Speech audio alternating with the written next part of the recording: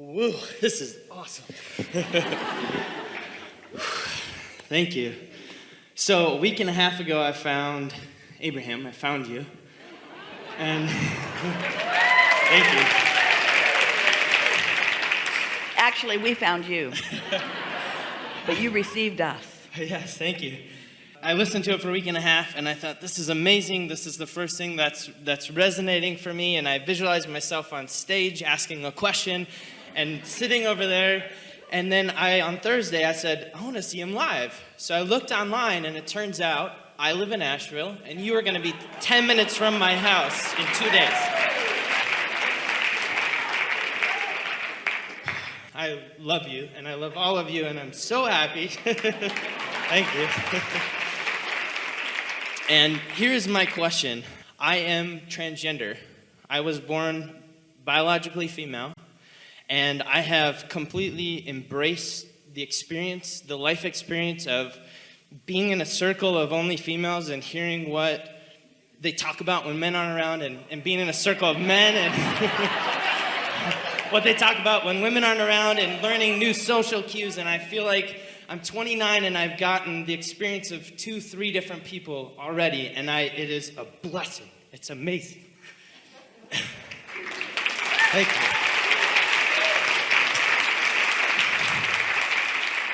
Actually, that's a curse. What's that? To be very aware of the chaotic chatter of what's going on actually is disadvantageous, because it can keep you from being a vibrational match to what you really want. What did you hear the women mostly say? I pick up on it more vibrationally as opposed to words. I don't know if I assume that makes sense to you.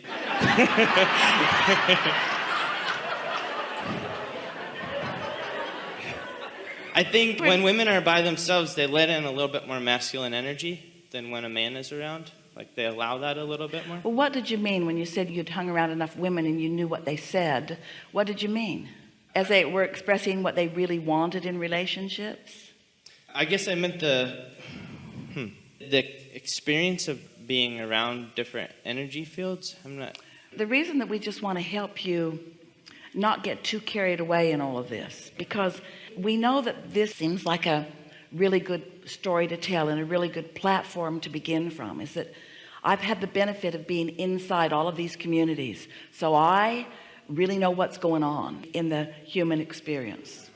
But we would like you to soften that just a little bit, really a lot, because here you are, the first seminar that you've made your way to, and we've had a lot of them right here in this town. But you came at the specific time because you're ready to be ready to be ready. In other words, this is the perfect timing for you. And what we want all of you to hear, but especially you to hear, is that don't spend any time now don't try to think it through. You cannot get there from there. Don't try to remember what you heard, or even try to recall what those different vantage points are, because none of them matter. The relationship that you're wanting to foster is the relationship between you and what you now want. And anytime you spend looking back at that and trying to recall all of that, that just holds you back. It will keep you from going where you want to go from where you are. It's a little bit like one day Jerry and Esther were driving in Florida, and Esther always did the driving, and Jerry was a good navigator. And then the navigational systems came into the vehicles, which was annoying to Jerry because they were competition and they were never very adequate either. And so Esther gets on the freeway in Orlando, and Jerry realized that she was going in exactly the opposite direction of where they needed to be going. And he said, you know, we're headed in the wrong direction. And Esther said, but I did exactly what the navigational system said to do. And Jerry said, well, that may well be, but I'm just telling you, we're going in the wrong direction. And so they took the exit, turned around, the system caught up with them, and off they went. But then Esther couldn't let it go, because she didn't want to believe that she had misunderstood the navigational system. She also didn't want to believe that the navigational system didn't know what it was doing. And so she said, Why don't we go back to where we were and retrace our steps and see if that happens again? Because I'd really like to know where this went wrong. And Jerry said, or we could just go from where we are to where we want to be. And Esther thought, oh yeah, guess we could do that. But there's this tendency to want to explain where I am based upon everything that I've lived. I lived that, and I lived that, and I lived that, and I lived that, and therefore, and can you feel the justification in that? Therefore, now this is what I want, or now this is what I, where if you are really following your impulse, and you are so good at this, think about this. You were born into an environment with something within you asking for something different than what you were, and followed inspiration to where you now are. And we're just encouraging that you continue to follow the inspiration. Don't spend any time going back trying to explain it. Is that helpful? Yeah, that's helpful. Yeah. Enough? So the other thing is connection with my body. Feel grateful, the source of me feels good, and then there are times when I'm in a locker room, when I'm connected with source, I feel streamlined, right? I feel perfect. And yes, you do. And then when I'm in groups of all my biological male friends, right, or in locker rooms, there are times when I get this gut feeling where I feel less than sometimes, and I feel like sometimes I withhold joy from myself. Well, you see, what you just said is what we just said. The whole opening that we were offering here, we were talking about this manifestation over here, and when you get focused in what you can see and hear and smell and taste and touch, that there is more chaos in that, there's more split energy in that, there's more disapproval and different opinions and more potential to put you off balance. And that's why we're encouraging you. You see, you're helping us to say the most important thing about attraction and creation that we've ever said. And so just settle with us for a little bit and let us just say this in this powerful way. We're going to start with the you can't get there from there concept. That when you are standing in the middle of a moment where you can see and hear and smell and taste and touch, this manifested moment, and you try to think your way out of it, you just can't. Because there's so much momentum on so many thoughts, and hear this, so much momentum on so many opposing thoughts that you just get confused. You just run around in circles. You just can't find your way out of it. And yet people choose that because it's manifested over the quieted mind, because the quieted mind feels boring. But if you allow yourself the benefit of discovering that quieted mind through meditation, most of us teachers find it easier to teach meditation than thinking pure positive thoughts, because it's easier to get you to quiet your mind than clean all of this up.